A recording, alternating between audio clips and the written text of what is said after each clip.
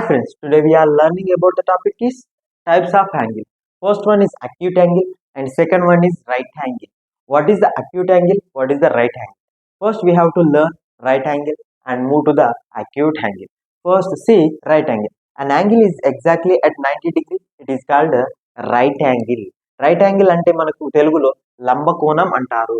దీన్ని ఎలా డ్రా చేస్తారంటే first we have to take a straight line and draw a perpendicular to this line and join here. Joining point is vertex. Joining point is vertex. And here forms a 90 degree. 90 degree. This is the right angle.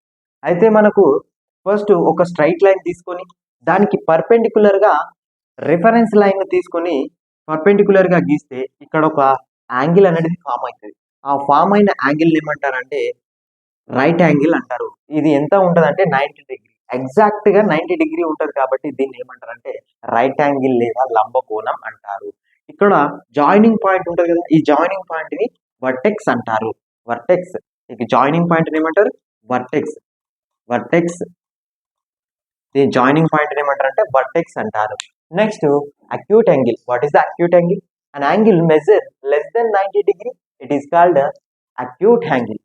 Already we know this is the 90 degree. Move to the right hand side. It is a less than 90 degree. It is a less than 90 degree until the zero.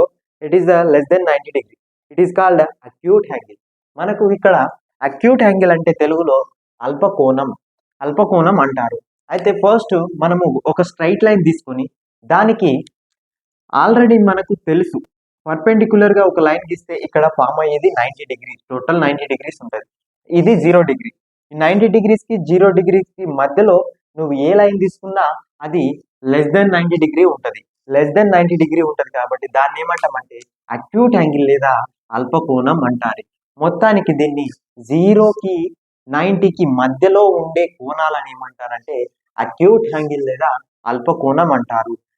Exactly 90 degree ఉంటే దాన్ని right angle అంటారు. Okay.